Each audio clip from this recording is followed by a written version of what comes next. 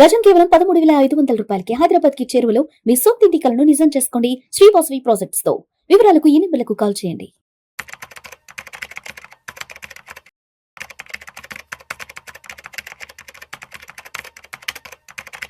నమస్తే, welcome to Vishnu talks. నేను విష్ణు. ప్రస్తుతం నాతో పాటు మీ అందరికీ బాగా సుపరిచితులైనటువంటి, అదేవిధంగా మా ఇద్దరి కాంబినేషన్ కోసం ఎప్పటి నుంచో వెయిట్ చేస్తున్నటువంటి, మీ అందరికీ బాగా పరిచయం ఉన్నటువంటి NISM and CRISIL certified wealth manager Revanth Chalamala ఉన్నారు. వారితో మాట్లాడదాం. నమస్తే రేవంత్. నమస్తే sir. Welcome to Vishnu Talks. Thank you so much after so long time. Yes, and thank you so much for being with Vishnu Talks. మధ్యలో ఒక 6-7 months ఏదో గ్యాప్ వచ్చినట్టుంది. అండ్ చాలా మంది ఆడియన్స్ అడుగుతున్నారు, బయట ట్రావెలింగ్ లో ఉన్నప్పుడు అడుగుతున్నారు, అండ్ వీడియోస్ లో కామెంట్స్ చాలా మంది అడుగుతున్నారు. అండ్ ఎప్పుడు మళ్ళీ మీ ఇద్దరు కాంబినేషన్ కొత్తగా రీస్టార్ట్ అవుతుంది, ఎప్పుడు మళ్ళీ ఇద్దరు కంబ్యాక్ అవబోతున్నారంటే కూడా చాలా మంది అడుగుతుంటారు. నేను బయట బిజినెస్ మీటింగ్స్ కి వెళ్తుంటాను కదా, ట్రావెలింగ్ లో అడుగుతుంటారు. సో మొత్తానికి ప్రేక్షకుల కోరిక మేరకు ఇవాళ అయితే ఇక్కడ దాకా తీసుకురాగలిగాను. Thank you so much Revanth. Most welcome sir. So Revanth, ఒక్కసారి ఈ పాడ్కాస్ట్ వీడియోలో కాస్త డీటెయిల్డ్ గా, ఇప్పుడు 2025 కంప్లీట్ కాబోతోంది, ఆల్మోస్ట్ అయిపోవచ్చింది. 2026 కొత్త సంవత్సరంలో అడుగు పెడుతున్నాం. అయితే 2025లో అసలు మార్కెట్ ప్రయాణం ఎలా సాగిందంటే, ఒక విధ్వంసకరమైనటువంటి మార్కెట్ ప్రయాణం జరిగింది. వరల్డ్ వైడ్ గా పెద్ద పెద్ద అన్సర్టనిటీ అంతా కూడా ఇండియన్ మార్కెట్ ని హిట్ చేశాయి. గత సంవత్సర కాలంలో పెట్టుబడి మీద వచ్చిన రిటర్న్స్ అంతా కూడా నెగటివ్ రిటర్న్స్ వచ్చాయి, అంతా మైనస్ లోనే ఉన్నాయి. సో చెప్పాలంటే 2025 అనేది కంప్లీట్ ఒక నెగటివ్ మార్కెట్. ఇన్వెస్టర్స్ అందరికీ కూడా ఒక పీడకల లాంటి జ్ఞాపకాలనే మిగిల్చింది. సరే, గడిచిపోయిన దాని గురించి మాట్లాడుకోవడం తప్ప ఇంక చేయగలిగింది ఏం లేదు. కాబట్టి మరి గత మార్కెట్ అనుభవాల నుంచి మనం ఏం తెలుసుకొని 2026 నుంచి మన పెట్టుబడులు ఏ విధంగా చేసుకోవాలి అంటారు, అదేవిధంగా మన పెట్టుబడుల మీద వచ్చే రిటర్న్స్ ని మనం ఏ విధంగా సేఫ్ జోన్ లోకి తెచ్చుకోవాలి? అసలు రైట్ టైం లో రైట్ టాపిక్ తీసుకొచ్చారండి. కరెక్ట్ గా గుర్తుంటే మీకు పోయిన సంవత్సరం ఇయర్ ఎండ్ కూడా ఇటువంటి ఒక వీడియో చేసాము. సో బేసిక్ ఈ టైంలో ఈ వీడియో ప్రతి ఒక్క క్యాపిటల్ మార్కెట్ ఇన్వెస్టర్స్ అందరికీ కూడా చాలా అవసరమైన ఒక మంచి టాపిక్ ఇది. సో బేసిక్ ఒకసారి మనం 2024 ఎండింగ్ లో ఏం మాట్లాడుకున్నా ఒకసారి ఒక 1 minute రివైజ్ చేసి ఇప్పుడు 25 ఎండింగ్ గురించి మనం మాట్లాడటం మొదలు పెడదాం. 24 ఎండింగ్ టైంలో మనం ఒక స్టాండ్ చాలా క్లియర్ గా తీసుకున్నాము. మార్కెట్ అనేది కరెక్షన్స్ కి వెళ్ళటానికి చాలా హై ప్రాబబిలిటీ ఉంది. 2023-24 సంవత్సరాల్లో mid cap small cap segments లో విపరీతమైన రిటర్న్స్ ను చూసి ఇన్వెస్టర్స్ అందరూ కూడా అటువైపుగానే వెళ్ళి అక్కడ పెట్టుబడులు పెడుతున్నారు. ఇది కొద్దిగా డ్యామేజ్ చేసే అవకాశం ఉంటది, డిసప్పాయింట్మెంట్ ఎదుర్కొనే అవకాశాలు ఉంటాయని చెప్పేసి మనం మాట్లాడుకున్నాం. ఇన్ఫాక్ట్ చాలా మంది ఇన్వెస్టర్స్ ఇంకా స్పెసిఫిక్ గా గత సంవత్సరంలో ఏ ఫండ్స్ అయితే అత్యధికంగా రిటర్న్స్ ఇచ్చాయో వాటిల్లోనే పెట్టుబడులు పెట్టే ప్రయత్నం చేస్తున్నారు. చరిత్ర మనకి ఏం చెప్తుంది అని అంటే, ఏ ఫండ్ అయినా కానీ 1-2 సంవత్సరాలు మించి నెంబర్ 1 పొజిషన్ లో ఉండదు. అగ్రెసివ్ రిటర్న్స్ వచ్చినటువంటి ఫండ్స్ నెంబర్ 1 నుంచి నెంబర్ 0 అంటే నెంబర్ లాస్ట్ పొజిషన్ కి కూడా వెళ్ళడానికి అవకాశాలు ఉంటాయని మనం మాట్లాడుకుంటాం. ఇన్ఫాక్ట్ ఒక ఫండ్ కి సంబంధించి వీడియో చేస్తే డిలీట్ కూడా చేయించారు. గుర్తుంది, బాగా గుర్తుంది. చాలా మంది ఫోన్లు కూడా చేశారు, అది డిలీట్ కూడా చేయించారు. ఇప్పుడు బేసిక్ గా చాలా మందికి మళ్ళీ ఒక్కసారి రివైజ్ చేయాలనుకున్న అంశం ఏంటి అని అంటే, మనము ప్రీవియస్ రిటర్న్స్ ని దృష్టిలో పెట్టుకొని క్యాపిటల్ మార్కెట్స్ లో ఇన్వెస్ట్మెంట్స్ పెట్టకూడదు. గత చరిత్ర ఏం చెప్పింది? 2023 వరకు ఏ ఫండ్స్ అయితే పర్ఫామ్ చేశాయో 2024లో లాస్ట్ పొజిషన్ లో ఉంచున్నాయి. 2024లో ఏ ఫండ్స్ అయితే టాప్ లో ఉన్నాయో 2025లో అవి లాస్ట్ లో ఉన్నాయి. ఒక చిన్న ఎగ్జాంపుల్ ఏంటంటే, స్మాల్ క్యాప్ ఇండెక్స్ అసలు ఎటువంటి రిటర్న్స్ డెలివర్ చేయలేదు. అదే పర్టికులర్ గా స్మాల్ క్యాప్ కి సంబంధించినటువంటి ఫండ్స్ ని మనం గమనిస్తే, లాస్ట్ పొజిషన్ లో ఉండేటువంటి ఫండ్ కి ఫస్ట్ పొజిషన్ లో ఉండేటువంటి ఒక ఫండ్ కి మధ్యలో 8-10% వ్యత్యాసం ఉంది. అంటే లాస్ట్ ఫండ్ మైనస్ లో ఉంటే ప్లస్ టాప్ ఫండ్ అట్లీస్ట్ ఒక 1-2% టాప్ లో ఉంటే, హియర్ అండ్ 10% ప్యారిటీ డిఫరెన్స్ ఉంది. అదే మిడ్ క్యాప్ సెగ్మెంట్ లోకి వచ్చేసరికి కూడా దాదాపుగా సేమ్ అంతే, 15% వరకు కూడా మనకి డిఫరెన్స్ అనేది కనపడుతుంది. బేసిక్ గా ఏదైతే ఇప్పుడు లాస్ట్ పొజిషన్స్ లో ఉన్నటువంటి ఫండ్స్ ఉన్నాయో గత సంవత్సరంలో టాప్ ఫండ్స్ ఈ సంవత్సరంలోకి వచ్చేసరికి లాస్ట్ కి అయిపోయినాయి. సో బేసిక్ ఇక్కడ ఫండ్స్ అనేవి వాటికి ఉండేటువంటి అండర్లయింగ్ అసెట్స్ ని అనుకూలంగా వాటి యొక్క పొజిషనింగ్ అని మారిపోతుంది. End of the day mutual fund అంటే ఏంటండి? A combination of stocks. End of the day అంతే. ఆ స్టాక్స్ రిటర్న్స్ ఇస్తేనే మనకు మ్యూచువల్ ఫండ్ అనేది రిటర్న్ ఇస్తుంది, లేకపోతే రిటర్న్స్ రావు. సో ఆల్రెడీ గతంలో రిటర్న్ ఇచ్చేసింది అని అంటే దాని వాల్యుయేషన్ డివియేషన్ జరిగిపోయి ఉంటుంది. ఆల్రెడీ దాంట్లో ఏదైతే ర్యాలీ రావాల్సింది ఉందో అది ఆల్రెడీ వచ్చేసి ఉంటుంది. సో డెఫినెట్గా నెక్స్ట్ రావాల్సింది ఏంటి, ప్రాఫిట్ బుకింగే. సో బేసిక్గా మనం just chasing of the previous returns is not right అని మనం బల్ల గుద్ది ఎన్నోసార్లు వాదించిన వాళ్ళం మన ఇద్దరం. అదే విధంగా 5 స్టార్ రేటింగ్లు చూసి పెట్టుబడులు పెట్టద్దు, ప్రీవియస్ హిస్టరీని చూసి రిటర్న్స్ పెట్టద్దు. ఈ మధ్య సెబీ కూడా గట్టిగా మొత్తుకుంటుంది ఈ మాటని, past returns are not promise for the future returns అని చెప్పేసి. ఇంత గట్టిగా చెప్పడానికి గల కారణం ఏంటి, ఇన్వెస్టర్స్ అందరూ ప్రోడక్ట్స్ ని అర్థం చేసుకోకుండా కేవలం రిటర్న్స్ చూస్ చేజ్ చేస్తున్నారు. మనం రిటర్న్స్ చూస్ చేజ్ చేస్తే మనకి రిటర్న్స్ అనేవి రావు. ప్రోడక్ట్ ని అర్థం చేసుకొని పెట్టుబడులు పెడితే అప్పుడే రిటర్న్స్ వస్తాయి అనేది ఇక్కడ వాస్తవం. ఎగ్జాక్ట్లీ ఇది ఇక్కడ పాయింట్. ఇక్కడ చాలా మంది పెట్టుబడులు పెట్టేటప్పుడు ఒక సంవత్సర కాలం పాటు డబ్బులు ఖాళీగా ఉండడం ఎందుకు, మనం ఏ మ్యూచువల్ ఫండ్ లోనే పెట్టుబడులు పెడితే మ్యూచువల్ ఫండ్స్ 20% 25% రిటర్న్స్ ఇస్తున్నాయి కదా అని చెప్పేసి గత అనుభవంతో సంవత్సరంలో ఉండేటువంటి అవసరాల డబ్బుల్ని కూడా తీసుకొని వచ్చి వాళ్ళు మ్యూచువల్ ఫండ్స్ లో పెట్టుబడులు పెట్టారు. కానీ మార్కెట్ ఏం నేర్పింది, నేను ఎప్పుడు పైకి వెళ్ళటమే కాదు నేను కిందకు కూడా వస్తాను, నేను కేవలం మీరు పెట్టుబడులు పెట్టారు కాబట్టి రిటర్న్స్ ఇవ్వను, ప్రపంచవ్యాప్తంగా జరుగుతున్నటువంటి ప్రక్రియలకు అనుకూలంగా, రాజకీయ పరిస్థితులకు అనుకూలంగా, యుద్ధ వాతావరణాలకు అనుకూలంగా నేను డిపెండ్ అవుతాను అని చెప్పేసి మార్కెట్ ప్రూవ్ చేసింది. అంటే ఇక్కడ మార్కెట్ ఏం చెప్పిందంటే మీ ఇష్ట ప్రకారం మీరు అనుకున్నట్లుగా మార్కెట్ మూవ్ కాదు, నా ఇష్ట ప్రకారంగా నేను అనుకున్నట్లుగానే మార్కెట్ ని మూవ్ అవుతాను అన్న ఒక సంకేతాన్ని 2025లో చాలా సుస్పష్టంగా ఇన్వెస్టర్స్ కి ఎస్టాబ్లిష్ చేసేసింది. చాలా క్లియర్ గా ఎస్టాబ్లిష్ చేసింది అది. సో దీని నుంచి మనం నేర్చుకోవాల్సిన అనుభవం ఏంటి, 2025 ఈ కొత్త ఇన్వెస్టర్స్ కి ఏం నేర్పింది. ఎందుకంటే మెజారిటీ ఆఫ్ ది ఇన్వెస్టర్స్ 2024-25లోనే మార్కెట్ లోకి ఎంటర్ అయ్యారు. పర్టికులర్ 2024లోనే ఎంటర్ అయిన వాళ్ళు, అందులో పీక్ లో ఎంటర్ అయిన వాళ్ళు చాలా ఎక్కువ. సో ఇప్పుడు మనకి మార్కెట్ లో 90% ప్లస్ స్టాక్స్ ఇంకా 20% బియర్ టెరిటరీలోనే ట్రేడ్ అవుతున్నాయి. అది సాడ్ రియాలిటీ. ఇప్పుడు మనకేదో నిఫ్టీ 26,000 ప్లస్ లో ఉంది కదా, ఆల్ టైమ్ హై దగ్గర ఉందా కదా అని చెప్పేసి మనం అనుకుంటున్నాం సైకలాజికల్ గా. కానీ ఇక్కడ రియాలిటీలో ఏం జరుగుతోంది, నిఫ్టీలో కొన్ని రిలేటెడ్ స్టాక్స్ మాత్రమే, ఫ్యూ పాకెట్స్ ఆఫ్ స్టాక్స్ మాత్రమే పైకి వెళ్ళి నిఫ్టీని పైకి తీసుకెళ్లాయి. కానీ బ్రాడర్ మార్కెట్ లో ఎటువంటి ర్యాలీ జరగలేదు. బ్రాడర్ మార్కెట్ లో ఇంకా సెల్లింగ్ కేటగిరీలో బేర్ మార్కెట్ టెరిటరీలో ఉన్నటువంటి స్టాక్స్ కోకొల్లలు. దాదాపుగా నిఫ్టీలో మనకి 3,000 చిలుకు పై చిలుకు స్టాక్స్ ఏవో లిస్ట్ అయినట్లయితే అందులో దాదాపు 80-90% ఇంకా బేర్ టెరిటరీలోనే సతమతం అవుతున్నాయి.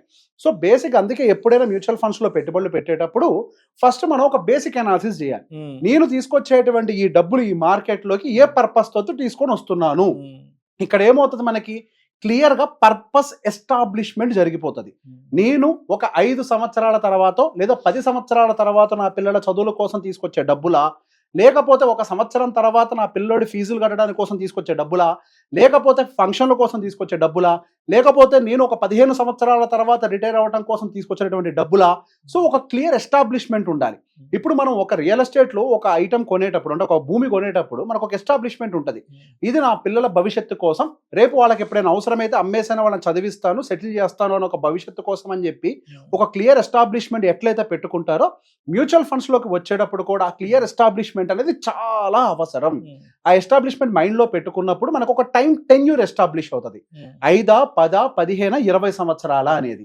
అండ్ ఆ తర్వాత మనం ఏం చేయాలి, మనకు ఉన్నటువంటి వయసు, మన ఏ ఏజ్ గ్రూప్ లో ఉన్నాం. ఇప్పుడు 55 ఇయర్స్ ఏజ్ గ్రూప్ లో ఉన్న వాళ్ళు వాలటాలిటీని తట్టుకునే పరిస్థితుల్లో ఉండరు.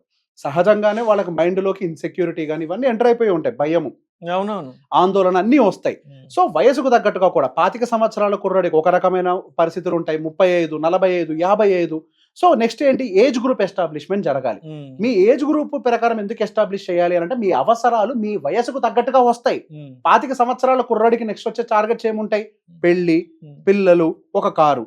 35 సంవత్సరాల వాడికి ఏమొస్తుంది, మేబీ పిల్లలకి సంబంధించిన నెక్స్ట్ ఇంటర్మీడియట్, లేకపోతే ఒక ఇల్లు, లేదా ఒక కారు. 45 సంవత్సరాల వరకు ఏమొస్తుంది, పిల్లల పెళ్లిళ్ళు, పిల్లల హైయర్ ఎడ్యుకేషన్, ఇల్లు లేకపోతే మళ్ళీ ఇల్లు. 55 సంవత్సరాల వాడికి ఏమొస్తుంది, క్లియర్ గా ఒక రిటైర్మెంట్ పర్పస్, కార్పస్. ఇంత క్లియర్ గా ఏజ్ ఎస్టాబ్లిష్మెంట్ జరిగితే పర్పస్ కూడా డైవర్సిఫై అయిపోతాయి. సో బేసిక్ గా వీటిని మనం గమనంలో పెట్టుకొని మార్కెట్ కండిషన్స్ ఎలా ఉన్నాయనే దాన్ని కూడా మనం అబ్జర్వ్ చేయడం మొదలు పెట్టాలి.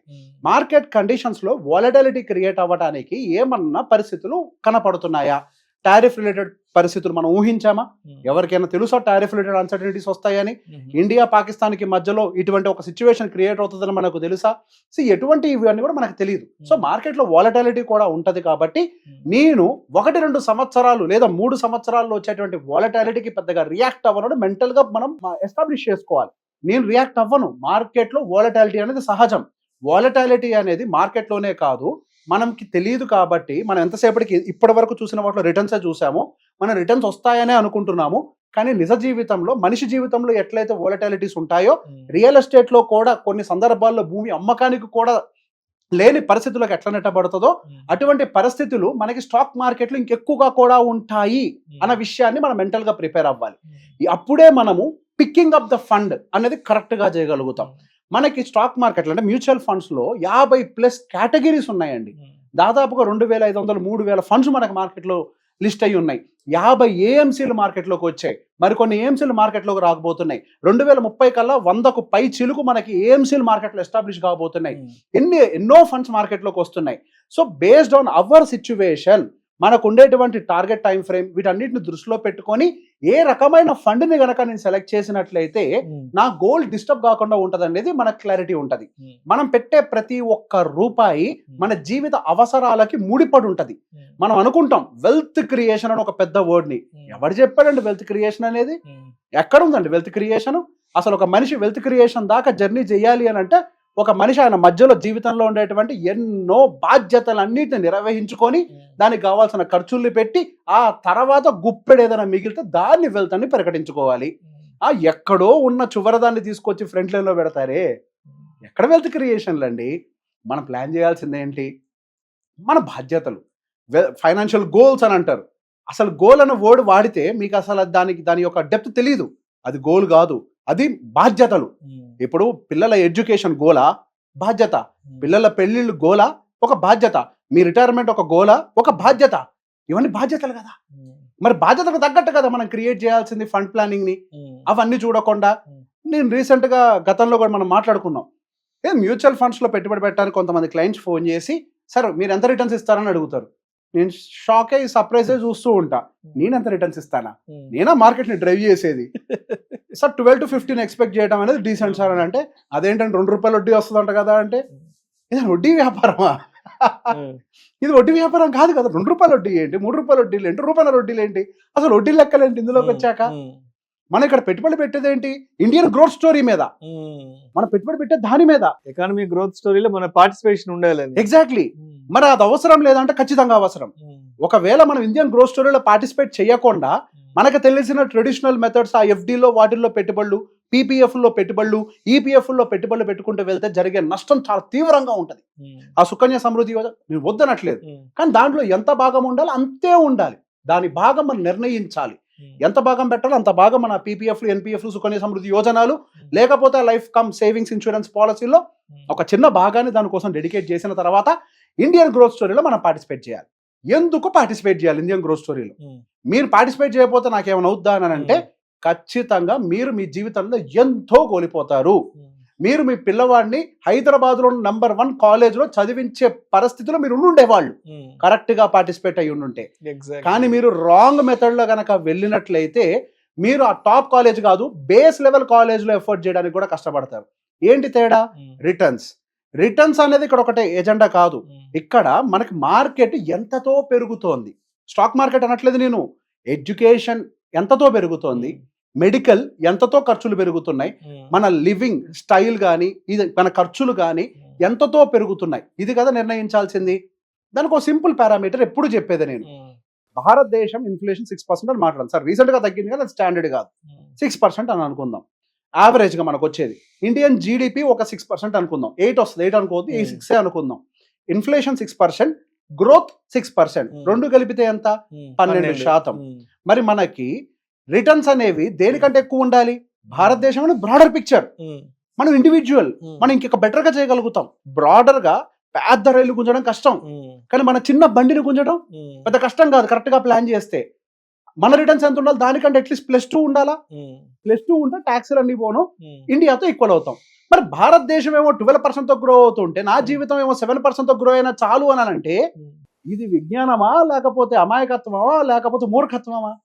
సో సరైన పద్ధతిలో పెట్టుబడులు పెట్టకపోతే భారతదేశ అభివృద్ధిలో మీరు పార్టిసిపేట్ చేయలేరు.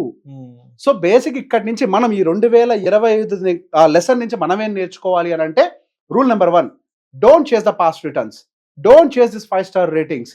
వీటన్నిటిని తీసి పక్కకు పెట్టి మన వయసుకు తగ్గట్టుగా, మన అవసరాలకు తగ్గట్టుగా ఎంతెంత డబ్బులు ఎక్కడెక్కడ పెట్టుబడులు పెట్టినట్లయితే నా అవసరాలు తీరుతాయి అన్న దాన్ని మనం క్లారిఫై చేసుకొని అప్పుడు మాత్రమే మన మార్కెట్స్ లో పెట్టుబడులు పెట్టాలి. మార్కెట్స్ ఇంకో సంవత్సరం కూడా ఇట్లనే ఉంటాయేమో, నో వన్ నోస్. మార్కెట్ ని ఎవరు ప్రిడిక్ట్ చేయగలుగుతారు? చేసేవాళ్ళు ఉన్నారు. మార్కెట్ ని 100% ప్రిడిక్ట్ చేసే వాళ్ళు ఉన్నారు. ఇద్దరు వాళ్ళు, ఒకటి అబద్ధాలు చెప్పేవాడు, రెండోది దేవుడు. అంతే కదా? అయితే దేవుడు అన్న కరెక్ట్ గా చెప్పాలి ఇది అవుద్ది అని, లేదా అబద్ధం చెప్పాలి. నేను ఒక చీఫ్ ఇన్వెస్ట్మెంట్ ఆఫీసర్ తో మాట్లాడినప్పుడు, సార్ మార్కెట్ లో ఎటువంటి ఇన్వెస్ట్మెంట్స్ నెక్స్ట్ బాగా రిటర్న్స్ ఇచ్చే అవకాశాలు ఉంటాయి, మనం దానికి అనుకూలంగా పోర్ట్ఫోలియోని డిజైన్ చేయొచ్చా అని ఒక మాట అడిగితే, నువ్వు ప్రిడిక్ట్ చేస్తావా మార్కెట్ ని అన్నాడు. నేను చేయలేను సార్. నేను కూడా చేయలేను అన్నాడు. ఏది? ఒక chief investment officer of mutual funds. మనం ఎవరినైతే నమ్మి డబ్బులు పెడతామో వాళ్ళు అన్నారు ప్రిడిక్షన్ ఎవరి చేతుల్లో లేదు, మనం ఒక ఎస్టిమేషనే పెట్టుకుంటాం. ఇండియన్ గ్రోత్ స్టోరీ ఇంత ఉంది, ఇంత రిటర్న్స్ రావచ్చేమో ఒక ఎస్టిమేషనే, అది ఖచ్చితంగా జరుగుతున్నది ఎవరికీ తెలియదు. అందుకే మ్యూచువల్ ఫండ్స్ విషయంలో మ్యూచువల్ ఫండ్ డిస్ట్రిబ్యూటర్స్ కూడా ఒక విషయంలో బాగా ట్రైన్ చేస్తారు. పర్పస్ ఏంటో తెలుసుకోండి, ఏ పర్పస్ తో ఇన్వెస్ట్మెంట్ పెడుతున్నారో తెలుసుకోండి, దానికి అనుకూలంగా ఫండ్స్ సెలెక్ట్ చేయండి. అప్పుడే ఆ ఇన్వెస్టర్ అనేవాడు సెక్యూర్డ్ గా ఉంటారు. ఇది పబ్లిక్ మనీ, పబ్లిక్ ని జాగ్రత్తగా హ్యాండిల్ చేయండి, ఆర్థిక భద్రత ప్రజలకి కల్పించాలి అనే ఒక ఉద్దేశంతో మీకు ఈ లైసెన్సులు ఇస్తున్నాం. ఇన్ని విషయాలను చెప్పి ట్రైన్ చేస్తారు. ఈ రీసెన్సీ బయాసులు, ఫెమిలియారిటీ బయాసులు తీసి పక్కన పెట్టమని ఎంఫీఏ చెప్తూ ఉంటారు. ఈవెన్ రాకేష్ జుంజుల వారు కూడా చాలా సార్లు చెప్పారు. రాకేష్ జుంజుల వాళ్ళ సముద్రం లోతుని, రేపటి మార్కెట్ ని no one can predict. Exactly మీరు అద్భుతంగా చెప్పారు. రాకేష్ జుంజుల అన్నారు కాబట్టి మీకు ఒక స్టోరీ చెప్తాను. మొన్న ఒక ఏఎంసీ మీటింగ్ కి ముంబై వెళ్ళాను. ఆ ఏఎంసీ ఒక ప్రమోటర్ ఎవరనంటే అందరు రాకేష్ జుంజునవాలా గారు టైటాన్ స్టాక్ కొని ఇంత కుబేరుడు అయ్యారని చెప్పి మాట్లాడతారే, ఆ టైటాన్ స్టాక్ ని బై బటన్ నొక్కిన వ్యక్తితో నేను మాట్లాడొచ్చాను. ఉప్పల్ సేట్ అని ఒక ఆయన ఉంటారు, ట్రస్ట్ మ్యూచువల్ ఫండ్ కి సంబంధించిన ప్రమోటర్ ఆయన, ఉత్పల్ సేట్ అని. సో బేసిక్ గా ఆయన he's a CEO of Rare Enterprises until Rakesh Jhunjhunwala's last day. ఆ రోజు వరకు ఆయనే ఈ టైటాన్ స్టాకులు గానీ, కరూర్ వైశ్య బ్యాంకులు గానీ అవన్నీ కొన్నది వీళ్లే. ఆయనే సిఇఓగా వ్యవహరించారు. ఆయన ఒక స్టోరీ చెప్పారు. మాకు 2-3 ఆప్షన్స్ ఉన్నాయి.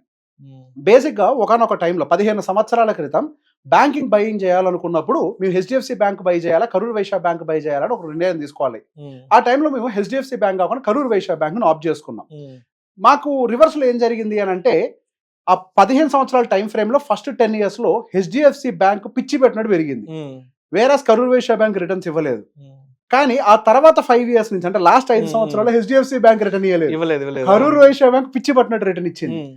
ఇక్కడ మాకు ఒక కన్విక్షన్ ఉంది, మా దగ్గర ఒక స్టడీ ఉంది, మేము ఒక ఫోకస్డ్ గా ఇది ఖచ్చితంగా పెరుగుతుంది, దీని ఎర్నింగ్స్ బాగున్నాయి, ఇంత స్టడీ చేశారు వాళ్ళు. 15 సంవత్సరాల పాటు కూడా ఓపిక్ గా వెయిట్ చేయగలిగారు. అది ఇన్వెస్టింగ్ అని అంటే. ఒక్క సంవత్సరం రిటర్న్ రాకపోతే మార్కెట్ లో రిటర్న్స్ రావు అని మాట్లాడుకునేది కాదు. When you have a strong conviction towards the fund selection and the fund what you have picked, and మీరు ఎప్పుడైతే దాని fund underlying assets and the fund philosophy and the fund manager ఫిలాసఫీని అర్థం చేసుకొని పెట్టుబడి పెట్టారో, మీరు దాని మీద నమ్మకంతో కొద్దిగా ఓపిక్ గా వెయిట్ చేయాలి. అది ఒక సంవత్సరం, కొన్ని సంవత్సరాలు స్లోగా రిటర్న్ ఇచ్చినప్పటికీ ఒకనొక టైంకి డెఫినెట్ గా బెస్ట్ రిటర్న్ ఇస్తుంది. 2020 సంవత్సరం కంటే ముందు రాకేష్ జుంజునవాలా గారి రిటర్న్ 19%, వారెన్ బఫెట్ గారి రిటర్న్ గట్టిగా 15%. 2020 తర్వాత పెరిగింది వచ్చిన మ్యాసివ్ ర్యాలీలో. కానీ మనకు మాత్రం ఎంత కావాలి? 24 కావాలి, 30 కావాలి. ఏదో ఒక ఫండ్ 50 చూపించింది కాబట్టి నాకు 50 కావాలంటాం. ఫండ్ రిటర్న్ చూసి డబ్బులు పెడితే డబ్బులు రావు. When you chase money you will not get money, when you chase the process you will always get the money. డబ్బు నీ వెనకాల పరిగెడుతూనే ఉంటది. ఈ ఒక్క చిన్న విషయాన్ని గుర్తుపెట్టుకొని మీ పర్పస్ కి అనుకూలంగా పెట్టుబడులు పెట్టినట్లయితే, అది 2025 లాంటి డౌన్ టెన్ మార్కెట్స్ కావచ్చు, 2022 నుంచి 24 వరకు మనం చూసిన అప్ ట్రెండ్ మార్కెట్లు కావచ్చు, ఎటువంటి మార్కెట్లో అయినా మనం సర్వైవ్ అవుతాం. మార్కెట్లో ఒకటే సూత్రాన్ని గుర్తుపెట్టుకోండి, మార్కెట్లో రిటర్న్స్ ఎవరికి వస్తాయి అని అంటే, ఎవరైతే లాంగ్ టర్మ్ లో ఓపిక పెట్టుబడులు పెట్టి ఉండగలుగుతారో వాళ్ళకే వస్తాయి. ఆ ఓపిక ఎక్కడి నుంచి వస్తుంది అని అంటే, మీరు చేసినటువంటి కేస్ స్టడీస్, హిస్టరీస్, స్టడీస్ ఇవన్నీ చేస్తాం కదా మనం, దాంట్లో నుంచి మీకు ఓపిక పుట్టుకొస్తుంది. సైంటిఫిక్ ఎవిడెన్స్ ఉంటుంది కదా మీ దగ్గర, అప్పుడు ఓపిక వస్తుంది, నా స్టడీ కరెక్టే, నేను ఉంటాను అని. Thank you so much Revanth. Most welcome. గత మార్కెట్ అనుభవాలను దృష్టిలో ఉంచుకొని 2026 నుంచి మనం చేసే పెట్టుబడులు ఏ విధంగా ఉండాలి, మన క్యాపిటల్ ప్రొటెక్షన్ ఎలా ఉండాలి, అదేవిధంగా దాని మీద వచ్చే రిటర్న్స్ మనం ఎలా సేఫ్ జోన్లోకి తెచ్చుకోవాలి అనే దాని గురించి నూతన సంవత్సరం రాబోతుంది కాబట్టి మన ప్రేక్షకులకు చాలా మంచి డీటెయిల్గా ఒక మంచి ఇన్ఫర్మేషన్ అయితే పాస్ అని చేయగలిగారు. Thank you so much. Most welcome అండి.